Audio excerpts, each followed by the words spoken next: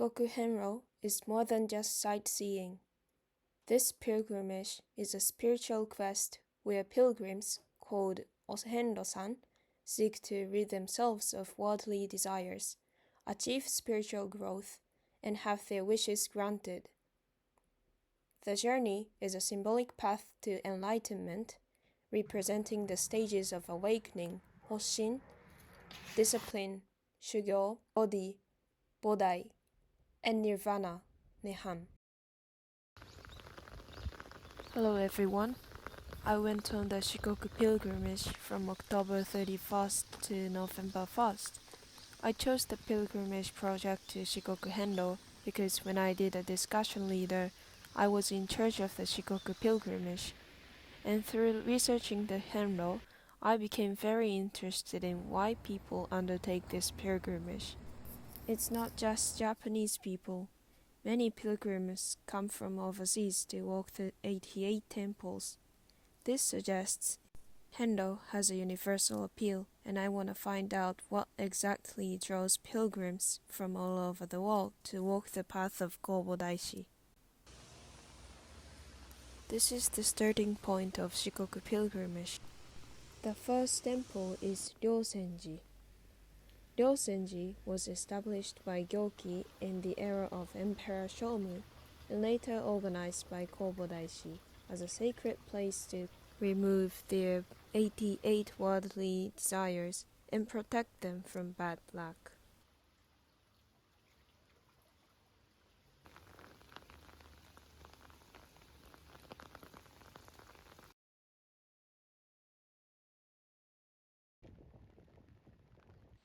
Next, I was headed to the second temple of Gokurakuji.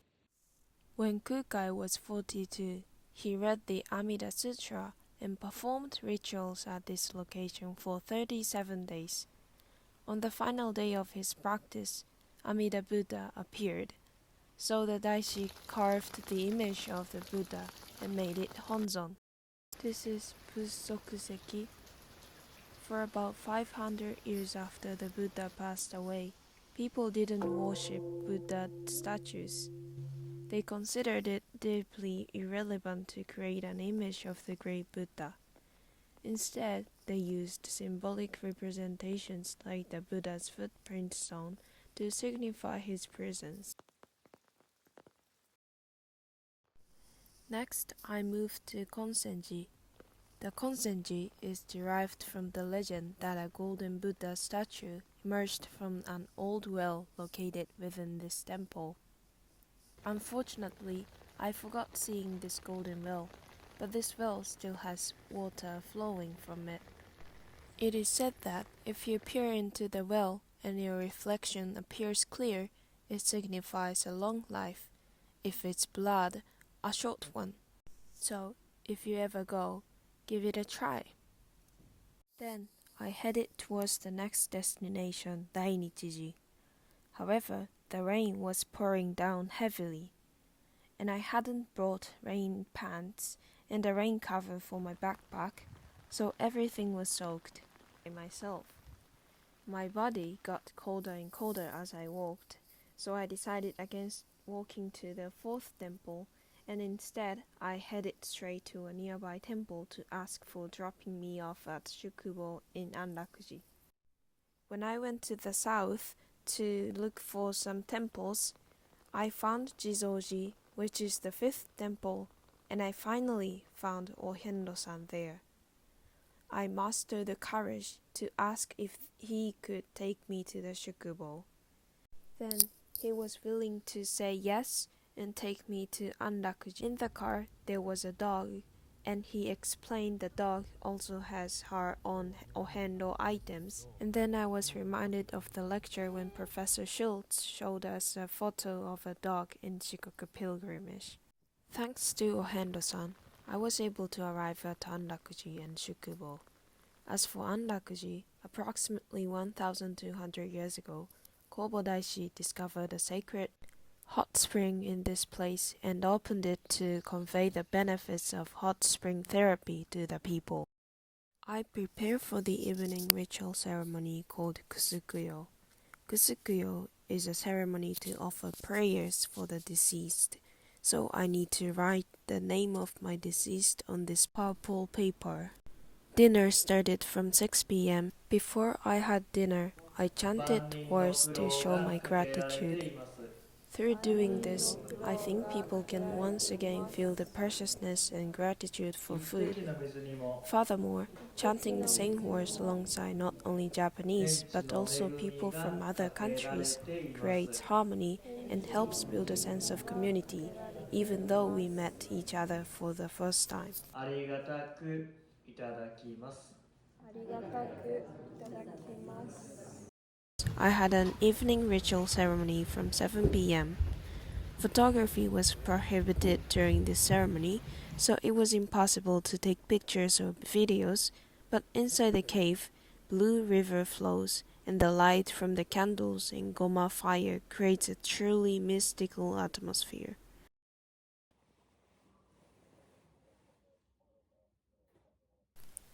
On the second day, my mother drove me to near Anrakuji and picked me up, so I went to the 7th and 8th temple on the second day. I was able to experience a great ceremony, so that I bought a goshuin at Anrakuji for the first time.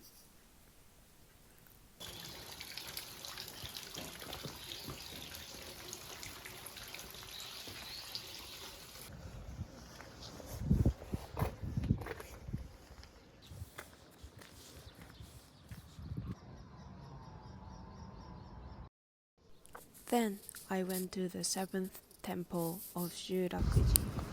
Kobodaishi gave the name Komyozan Shurakuji so that people facing unavoidable human suffering such as birth, aging, sickness, and death could gain 10 kinds of light and joy. Lastly, I was headed to Kumaderaji. Kukai personally carved a life-sized Senju Kannon statue, placing the golden figure inside it to serve as the main image. Kumaderaji is known for having the largest Niomon gate in Shikoku.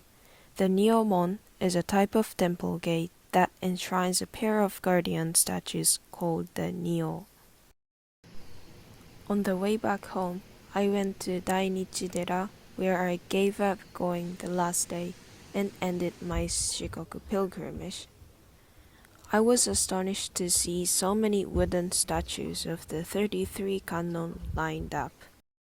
Through this pilgrimage, I feel I have gained a deeper understanding of the motivations that lead people to undertake the pilgrimage. Among those I met at Shukubo was a person who had been hospitalized until August but began the pilgrimage on the doctor's advice. Listening to that person, I came to feel that when people face difficulties or life-threatening hardships, they feel compelled to cling to something. And furthermore, the person who drove me to Shukubo, experiencing the pilgrimage made me realize it's pointless to worry about things that might never happen. On the other hand, something I learned through personal experience is the feeling that perhaps the Shikoku Pilgrimage was a premature thought at this stage. While people around me say visiting temples brings a sense of calm, but for me, temples remain places that still evoke a certain emotion. Throughout this pilgrimage, I constantly felt a sense of being on edge.